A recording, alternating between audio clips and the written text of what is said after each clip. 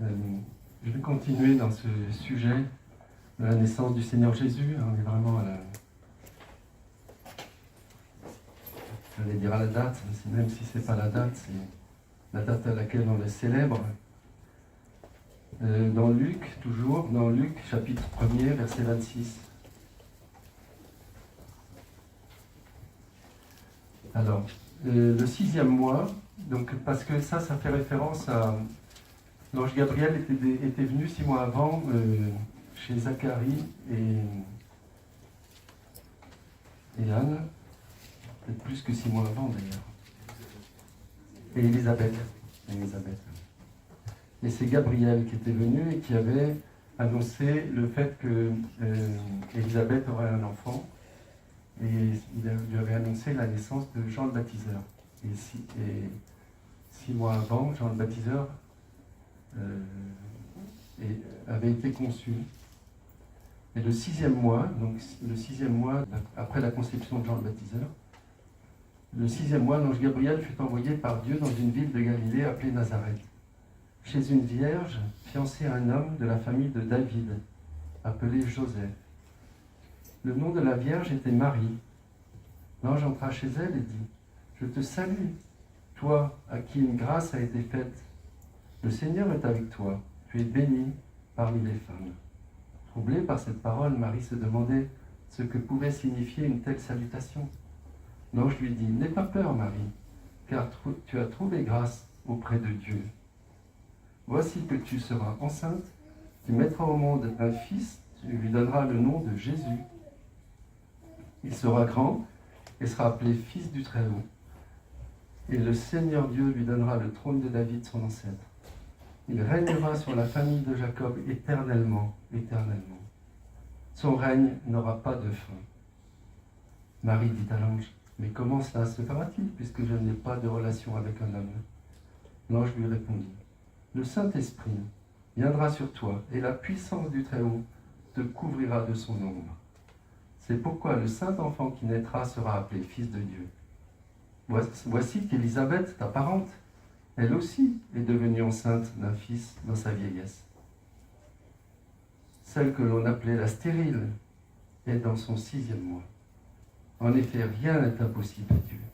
Rien n'est impossible à Dieu. » Marie dit : « Je suis la servante du Seigneur. Que ta parole s'accomplisse pour moi. » Et l'ange la quitta. Cette naissance du Seigneur Jésus, Dieu l'a organisée, Dieu l'a préparée. Et il nous parle un peu dans l'évangile de Matthieu et puis dans l'évangile de Luc des personnes qui ont été choisies par lui pour que cela se déroule suivant ses plans. On a beaucoup ce matin parlé de l'obscurité en contraste avec la lumière. On a lu ce passage où il nous est dit que le peuple marchait dans l'obscurité, et même quand c'est repris dans l'évangile de Matthieu, il dit un peuple qui était assis dans les ténèbres. Il s'était assis dans les ténèbres. Et on était dans une période très obscure, très, très sombre de l'histoire d'Israël. Dieu n'avait pas réellement parlé à travers un prophète ou quoi que ce soit d'officiel depuis plus de 400 ans. Le peuple était sous l'emprise des Romains. Ils n'étaient plus libres de leur mouvement, de leur vie, ils n'étaient plus autonomes, quoi. Ils étaient sous l'occupation. Tout ça, c'était vraiment difficile. Et il n'y avait rien qui pouvait laisser penser que Dieu allait à ce moment-là réaliser les prophéties qui étaient annoncées depuis si longtemps. Ces prophéties où il était annoncé que le Messie allait venir, que le Messie allait naître dans la faiblesse, que ce serait un enfant qui arriverait là, un petit enfant. Mais les prophéties étaient précises, mais un peu disparates dans la Bible. dans l'Ancien Testament. Et il fallait se pencher dessus, il fallait réfléchir, il fallait voir, il fallait trouver où il était parlé de l'endroit où il naîtrait, où il était parlé de l'endroit où il vivrait. Et c'était pas évident. Et je dis ça parce qu'en ce moment, on est vraiment dans une période aussi sombre de fin de civilisation, où tout va mal, où le bien est appelé mal, où vraiment il y a des guerres, il y a une ambiance, une très mauvaise ambiance dans le monde. Il y a des pays qui essayent, voilà, on voit la Russie qui essaye d'occuper l'Ukraine, et on voit cette guerre en Israël, avec la bande de Gaza, etc. On voit aussi tous ces gouvernants du monde qui sont de plus en plus fous. Et il y a des élections et on voit que plusieurs pays, les uns après les autres, on voit le genre de personnages qui sont élus, c'est affolant. Et il y a, voilà, mais les prophéties, ce que Dieu a prévu, ce que Dieu a dit, ça va s'accomplir. Et ça va s'accomplir, souvent on voit que ça s'accomplit au moment où on l'attend le moins. Là, nous, on l'attend, mais il y a des choses qui se préparent. Je lisais dans l'Apocalypse, ça m'a frappé il n'y a pas longtemps. Il est parlé de coupes qui vont être déversées sur la terre, où il y a toutes sortes de cataclysmes qui vont arriver. Et entre autres, il est dit le fleuve Euphrate sera asséché pour que les troupes puissent, enfin les armées qui vont attaquer Israël puissent passer. Et il y a c'est mis ça.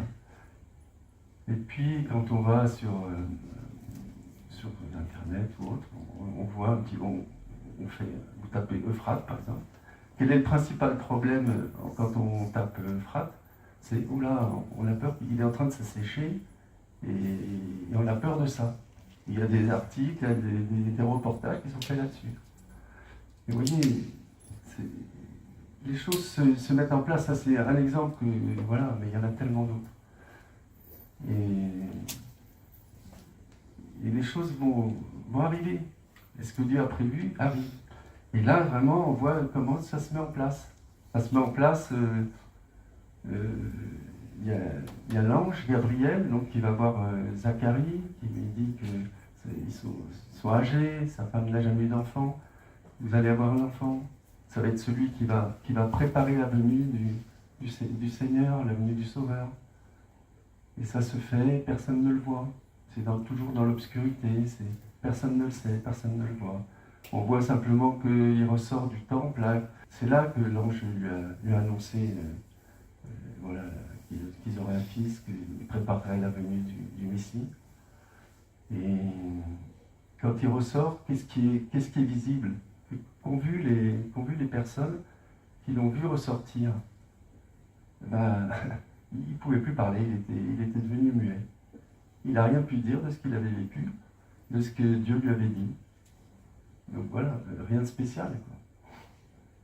Et puis après ça, là, donc, effectivement, sa femme Élisabeth est enceinte, et l'ange vient voir une jeune fille vierge, une jeune femme, merci, c'est gentil.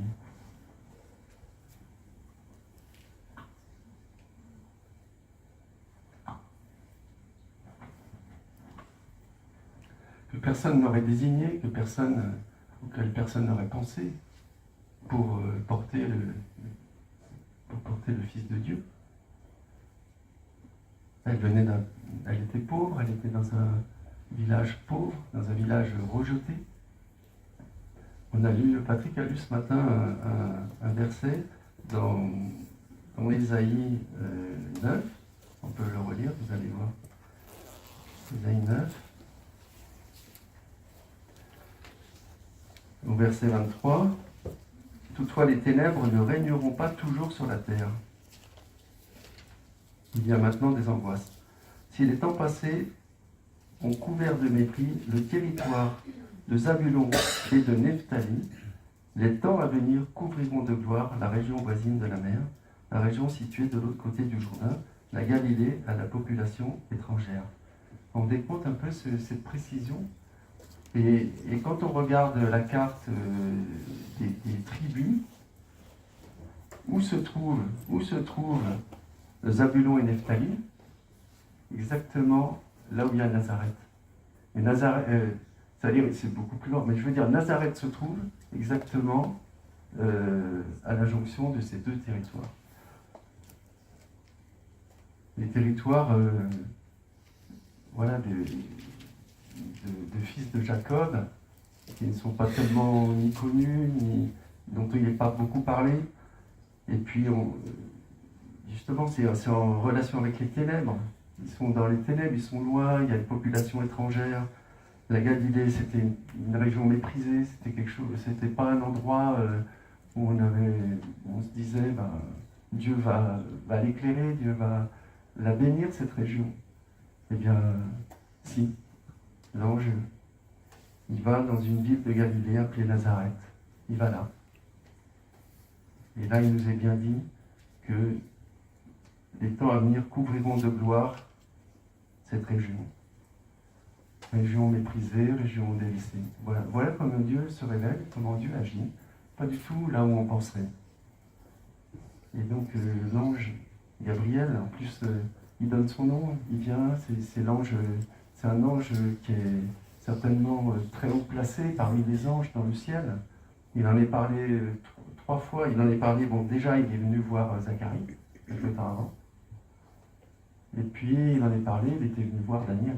Il était venu voir Daniel et il lui avait expliqué un petit peu ce que seraient les temps de la fin. Il lui a parlé des fameuses 3 semaines et demie, etc., qui sont des années, en fait, et qui sont là à venir toutes proches, certainement. Ces temps sont tout proches de nous maintenant. À l'époque, pas encore. Hein. Mais Gabriel est venu, Dieu a missionné un ange important, quelqu'un à qui il avait entière confiance et qui avait expliqué à cette jeune fille qui était fiancée. Elle avait respecté en plus le souhait de Dieu, c'est-à-dire que Joseph et Marie n'avaient pas couché ensemble, ils s'aimaient, mais ils n'avaient pas fait l'amour, ils respectaient, ils étaient fiancés. Et donc ils étaient droits, ils étaient purs. Et l'ange entra chez elle et lui dit: je te salue, toi à qui une grâce a été faite. Le Seigneur est avec toi, tu es bénie parmi les femmes. C'est impossible à imaginer ça. L'ange qui arrive chez elle, s'il y en a une qui ne s'y attendait pas, c'était bien elle. Pourtant, c'était le désir de toutes les femmes hein, de porter le Messie. C'est vraiment, c'était le summum de ce qui pouvait arriver à une femme d'Israël. C'était ça. Et voilà, elle était toute jeune, elle était fiancée. Et l'ange arrive et puis lui dit: tu es bénie parmi les femmes. Elle se demandait ce que pouvait signifier une salutation. Et l'ange lui dit: n'aie pas peur, tu vas trouver une grâce auprès de Dieu. Tu vas être enceinte. Alors tout de suite, elle s'inquiète, elle se dit: mais voilà, je vais être enceinte. Pourtant, j'ai rien fait de mal. J'ai pas couché avec mon fiancé. Et alors il lui dit: ben, c'est comme ça. Il y a des choses, des fois, Dieu en donnant sa faveur à quelqu'un, ça peut être compliqué des fois. Quelque chose que Dieu va donner, quelque chose de grand, de beau, de merveilleux, et ben ça peut être compliqué parce que le regard des autres n'est pas celui qu'on souhaiterait. Des fois, il y a des incompréhensions. Là, forcément, elle a été incomprise. Et ça a commencé d'ailleurs par Joseph. Joseph, il s'est dit: elle m'a trompé. Donc, qu'est-ce qu'il a voulu faire? La première chose qu'il a fait, c'est: voilà, je vais m'en séparer. On trouve ça dans Matthieu. Je vais m'en séparer. elle avait reçu un don de Dieu, quelque chose, c'est l'Esprit Saint qui était venu sur elle. Et lui, forcément, c'est logique d'ailleurs qu'il pense ça. C'est logique. Et là, Dieu a eu compassion de lui. Il y a un ange qui est venu le voir. C'est peut-être aussi Gabriel, son nom n'est pas donné. Il y a un ange qui est venu le voir et puis qui lui a expliqué. Il lui a expliqué, il ne fait pas ça. Donc il est resté avec elle. Et ils n'ont pas été ensemble d'ailleurs, n'ont pas eu de relation sexuelle jusqu'à la naissance du Seigneur. C'est bien dit, c'est bien précisé. Mais bon, après, bien sûr, il y a eu d'autres frères et sœurs. L'Esprit viendra sur toi et la puissance du Très-Haut te couvrira de son ombre. C'est pourquoi le saint enfant qui naîtra sera appelé Fils de Dieu. Et voici, alors il lui parle d'Élisabeth aussi, et il lui dit, en effet, rien n'est impossible à Dieu. Rien n'est impossible à Dieu. C'est toujours vrai ça. Rien n'est impossible à Dieu. Et Marie, tout simplement, elle ne fait pas comme a fait Zacharie, il dit, non, il n'a pas cru l'ange qui lui a dit, ta femme va être enceinte. Marie, tout simplement, elle le croit. C'était encore plus impossible ce que l'ange lui annonçait. Elle le croit. On voit du temps d'Abraham et de Sarah aussi, c'est pareil. Et on comprend, parce qu'il y a des choses très difficiles à croire. Des choses qui sont difficiles à croire. Et elle, tout simplement, vous voyez comme elle a une grandeur de foi, elle est simple, elle croit tout simplement. L'ange il arrive, il lui dit ça, elle le croit. Elle dit, je suis la servante du Seigneur, que ta parole s'accomplisse pour moi. Et l'ange la quitta. Après ça, elle va, comme il lui a dit que sa parente était enceinte, elle y va. Elle va dans une ville de la région de Juda. Elle entre dans la maison de Zacharie et salue Élisabeth. Et là, il y a un passage qui est magnifique aussi. Dès qu'Élisabeth entendit la salutation de Marie, son enfant remua brusquement en elle, et elle fut remplie du Saint-Esprit. Elle s'écria d'une voix forte, « Tu es bénie entre les femmes, et l'enfant que tu portes est béni. »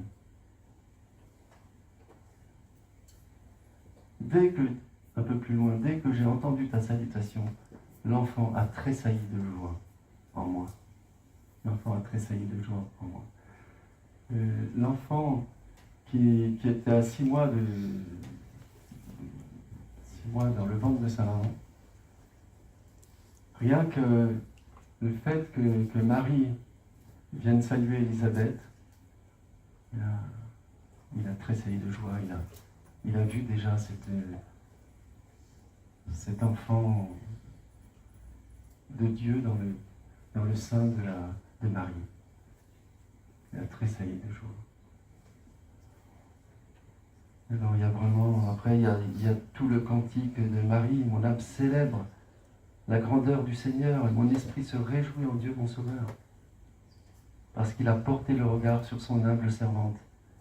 En effet, voici, désormais, toutes les générations me diront bienheureuse, parce que le Tout-Puissant fait de grandes choses pour moi.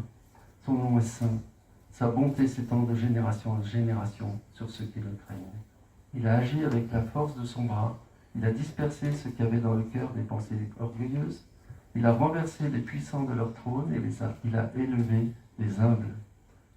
Il a rassasié de bien les affamés, il a renvoyé les riches les mains vides, il a secouru Israël son serviteur et s'est souvenu de sa bonté, comme il l'avait dit à nos ancêtres, en faveur d'Abraham et de sa descendance pour toujours. Il avait dit à Abraham, tu auras une descendance qui sera plus nombreuse que le sable de la mer, plus nombreuse que les étoiles des cieux.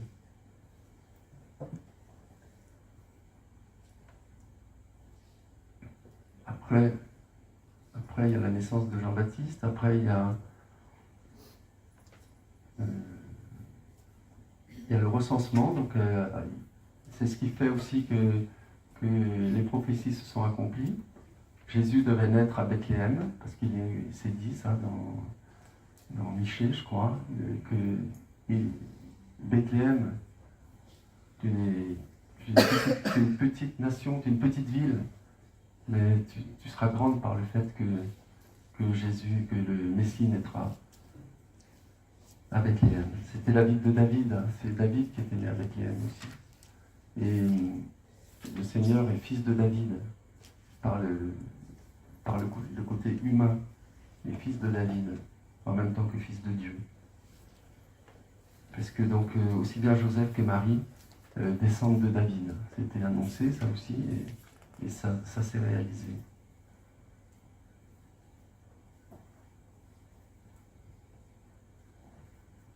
Donc ils partent à Bethléem, à pied. Elle était enceinte, c'était loin, il y avait peut-être 100 km.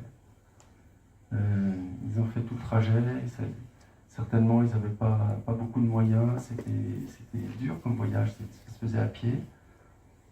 Et l'enfant est né là.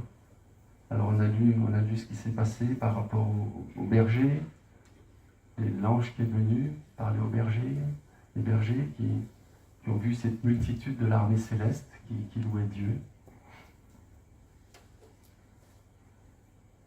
Et Marie, au verset 19, Marie gardait le souvenir de tout cela et le méditait dans son cœur. Puis les bergers repartirent en célébrant la gloire de Dieu. Donc dans cette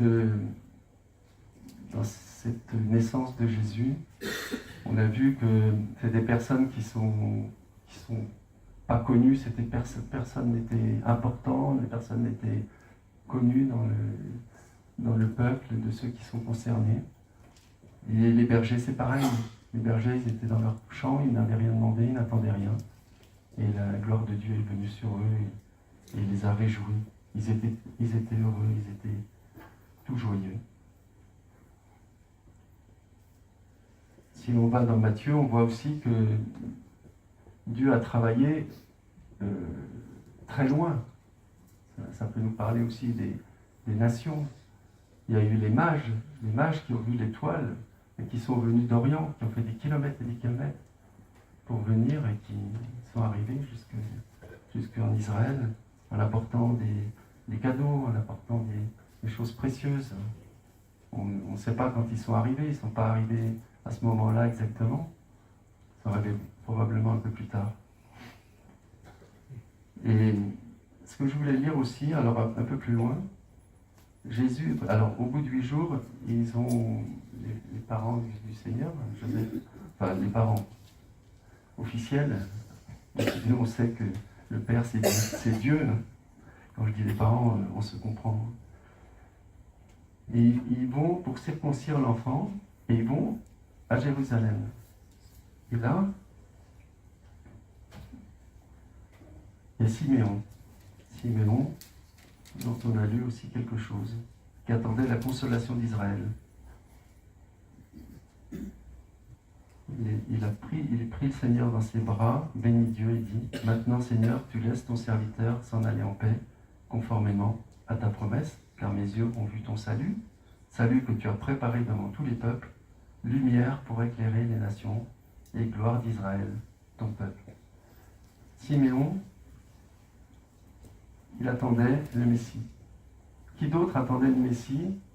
En tout cas, il y en a qui l'attendaient, bien sûr, mais comme ça, il y a Siméon, et puis ensuite, après, on voit qu'il y a aussi Anne, la prophétesse. Siméon, parmi les fils de Jacob, il y avait Siméon. Siméon, ça veut dire entendu. Dieu a entendu. Ça veut dire Dieu m'a entendu. Il portait ce nom-là, vous voyez. Et il attendait le Messie. Et Dieu, effectivement, l'a entendu. Il a pu voir le Seigneur, il a pu le toucher, le bénir. Et Siméon, si on regarde l'histoire du peuple, c'est pas très glorieux, Siméon. C'est pas un des fils de Jacob qui était le plus en vue, loin de là. Hein. Lévi d'ailleurs. Avec Lévi, il s'était acharné contre la nation voisine, là, Sichem. Ils avaient décimé complètement une nation parce que Sichem avait abusé de leur sœur, mais en fait, il s'était. Sur le moment, mais après ça, il était tombé amoureux de la sœur de Dina. Et puis, il l'a demandé en mariage, il a fait les choses correctement. Et en fait, Siméon et Lévi n'ont pas été honnêtes. Ils ont fait un accord avec cette nation qui était voisine d'eux et qui était en bons termes. Et puis, ils n'ont pas tenu leur parole et ils ont décimé la nation. Bon, je ne veux pas rentrer dans tous les détails, mais voilà.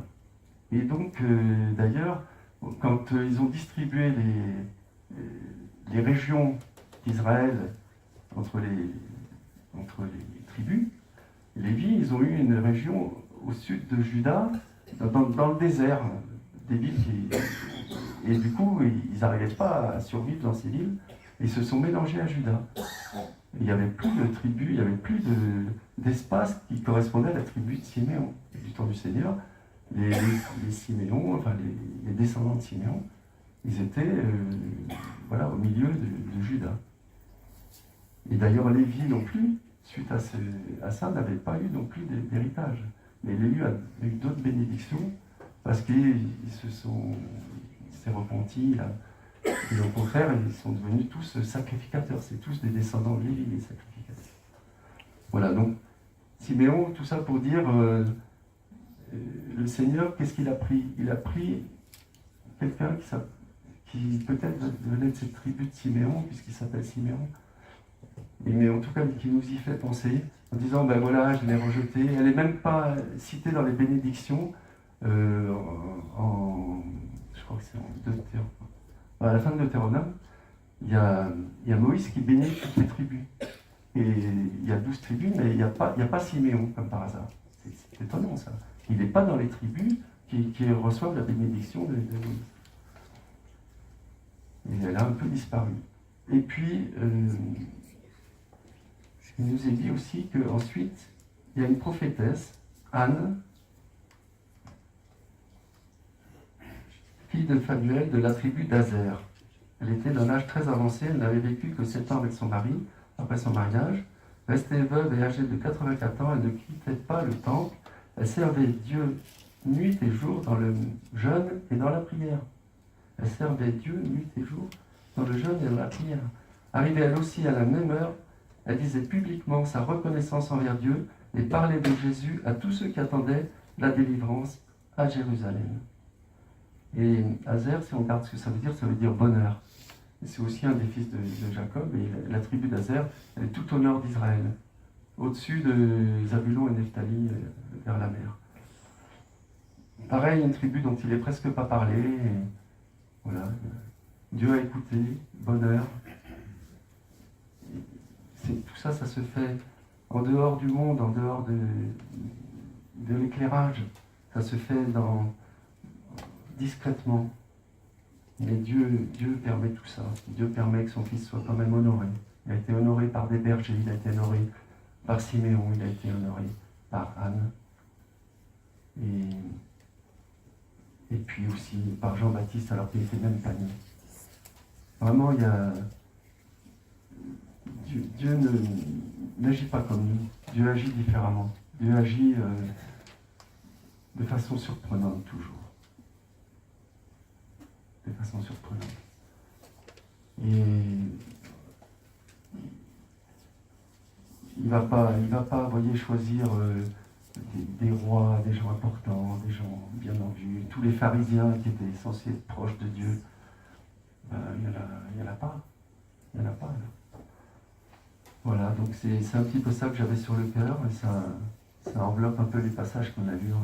À force, on a lu un peu tout le début de l'évangile de Luc. Et que Dieu nous bénisse, qu'il nous fasse réfléchir à tout ça, et qu'il nous fasse surtout aller au-delà de cette naissance de Jésus, qu'il nous fasse voir sa vie, ce parfum. Dimanche dernier, Hervé nous a parlé des sacrifices. Lui, il a été le sacrifice parfait. Toute sa vie a été un parfum répandu pour Dieu. Et ça a commencé à sa naissance, où déjà on voit que c'était agréable, tous les gens, les multitudes d'anges se réjouissaient de la venue du Seigneur. Eux qui étaient dans la lumière, ils ont vu, ils ont compris, ils ont célébré la naissance de Jésus. Ils étaient tous en fête, là-haut dans le ciel. Mais sur la terre, c'est encore l'obscurité. Et d'ailleurs, dans l'évangile de Jean, il nous est bien dit, hein, je vais le relire ça. La parole était elle était au commencement avec Dieu, tout a été fait sans elle, non, tout a été fait par elle, et rien de ce qui a été fait n'a été fait sans elle. En elle, il y avait la vie, cette vie était la lumière des hommes. Cette vie était la lumière des hommes. La lumière brille dans les ténèbres, et les ténèbres ne l'ont pas comprise ou accueillie, ça dépend des versions. Mais de toute façon, les ténèbres n'ont pas voulu de cette lumière, mais ça ne fait rien, parce qu'il nous est dit, à tous ceux qui l'ont reçu, il a été donné le droit d'être enfant de Dieu. Les hommes n'ont pas reçu la lumière, mais quand même, il y en a qui l'ont reçu, et heureusement. Et grâce à Dieu, il nous a donné cette lumière, il nous a sauvés, il nous a amenés à lui, alors qu'on ne méritait rien du tout. On était loin, on était de ces nations qui étaient loin, et il nous a approchés. Amen.